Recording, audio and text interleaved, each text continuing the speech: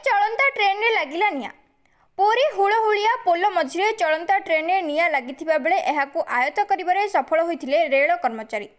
तेबे एथिरे काहार कौनसी क्षयक्षति होई नथिबा सूचना दैछंती जीआरपी अधिकारी संतोष कुमार बाहिनीपति। जीआरपी अधिकारी सूचना अनुसार आज 11:55 समय अनुगुल पुरी पैसेंजर ट्रेन मालती पाटपुर स्टेशन रे पहुंचीला। सेठरो ट्रेन छाड़िबा परे हुलहुलिया पोल मझिरे ट्रेन रे निया लागिथिबा जणा पड़िथिला। टैक्सन मोटर रे किछि असुविधा हेबरु एही निया लागिथिला। तेबे रेल कर्मचारी तुरंत निया को आयत्त करबा सह यात्री माननको भयभीत न हेबा पई सूचना दैथिले। तेबे केउ स्थिति रे एही अघटन घटिथिला से नै रेल विभाग पक्षरु तदंत कराजिबो बोली कहिसंती जीआरपी अधिकारी। आज 11:55 समय अनुगुल पुरी पैसेंजर ट्रेन टी आसिक मालतीपाटपुर स्टेशन रे लगिला।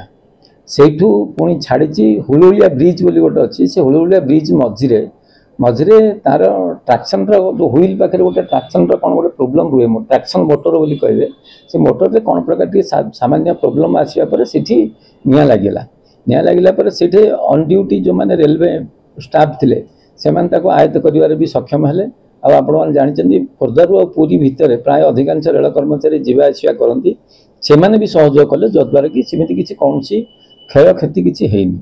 आ पुरी बोली रेलवे जी तत्पर रोचे केवल डिवोटीज बोली ये मान्यतार इंडियन रेलवे सर्विस वार्डटा केवल आप पुरी रे पाइबे। ये सर्विसटा बहुत परिमाण रेलवे एम्प्लॉय दबार भी नजर को आसी।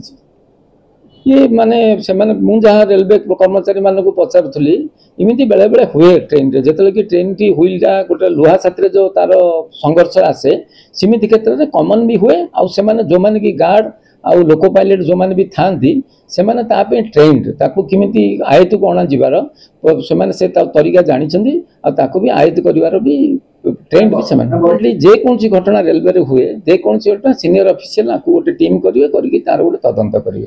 जदि किसी कौन अघटन होती कि कौन कारण तार प्रोब्लेम होती मैन मेड होती अगेंस्ट एक्शन दिखती।